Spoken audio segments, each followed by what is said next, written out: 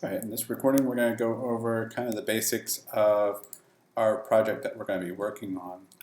And this is a template that you're looking at right now. This is going to be actually fabricated into a three-dimensional form. I want to show you just a little bit, kind of the idea of what these sections would look like. So you can imagine multiple triangles, and these will probably be about 1.5 feet by almost 2 feet, and probably about 1/2 foot or 9 inches tall.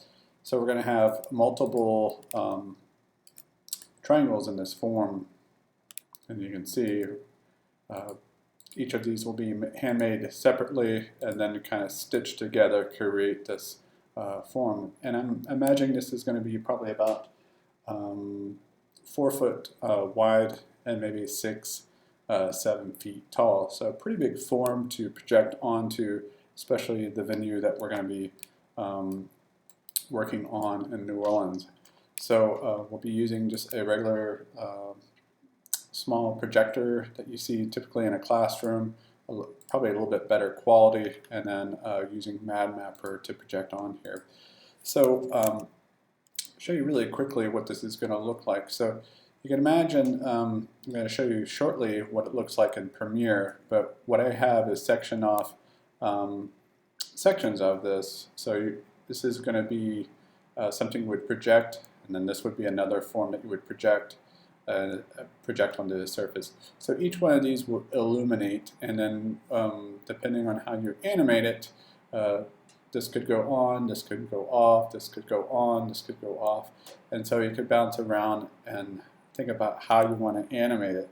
So in class, I'm going to hand you kind of a little template guide so you can kind of listen to the music that you want to use and then try to animate from that to see what you want to do.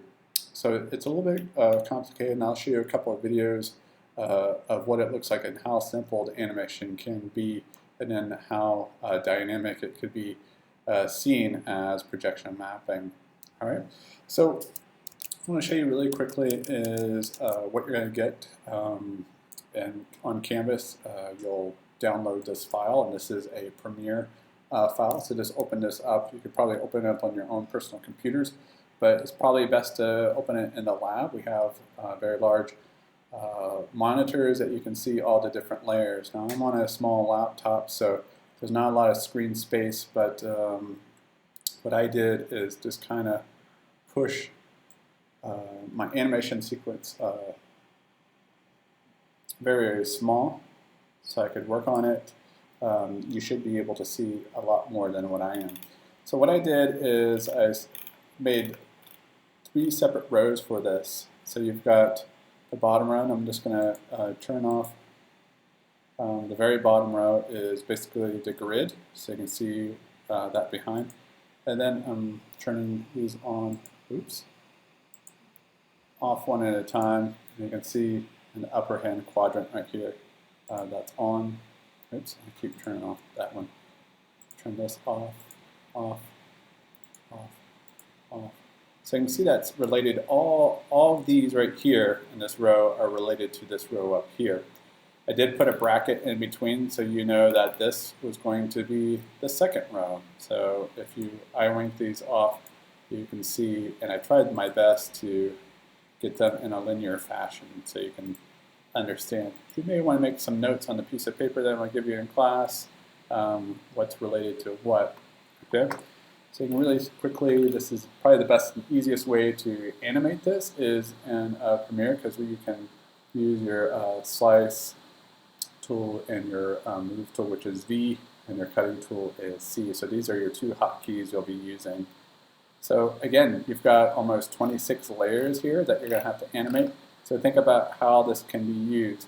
Now you don't have to use this black and white theme. We can actually go back later in time or later on in the project and change these colors and the PNGs. So you can open this up in Premiere, or not Premiere, Photoshop, change this gray to a yellow or purple or whatever you want. But for right now, it's easy just to see the gradients, and you can see what you're animating. Later on, we can change the color, and when you open up Premiere, it'll update it automatically. All right. I'm just going to show you really quickly how to import some sound. So I'm going to go ahead and import. Go to my desktop. You should have this folder, test, and in here I have some music. I will take this out when you do it, but download some MP3 or WAV file and import it in. Okay, you should see your waveform right here, and just drag it into Plays. Okay, so Premiere I like versus After Effects because you can hit spacebar and you don't have to worry about you know, pre-rendering it and so forth. So I know the quality of my voice is going to degrade because I'm talking over the fan. Right? So one of the things that you can do is make this a smaller and bigger space. So we see that the music is quite long. I think it's about 20 seconds, about 30 seconds you can see up here. So once you start getting into more of the smaller animations, you can make this smaller and smaller. That way you can do better animation. I think you should be able to open this up and see your waveform. But once you start animating, you can think about what you want to do here, and basically you're just going to have to get into it and start cutting. So I'm going to use my C, which is my cutting tool. All right, and you'll want to think about how you want to animate this, but you can start moving this down, moving it around. You can kind of look at your sound beat. Also, you want to have a kind of strategy before you go about how to animate this. You can make these longer. You can make them a shorter time on the screen, so you don't have to have it so quickly. Right, so you can see really quickly, and also you can scrub it through, kind of see. But again, each layer, if you need to duplicate it, you can copy, move your time slider, hit Command V, and paste it in there. So there's all kinds of ways of doing this. I think you can also grab it and hit Alt and slide it, and it'll duplicate it. Okay. So there's all kinds of ways of copy and paste it, putting it so that way you can utilize that same piece over and over and over again. All right, this is a really bad demo because I don't really have end results of what this is going to look like. But think about your bass beat, how that's going to look.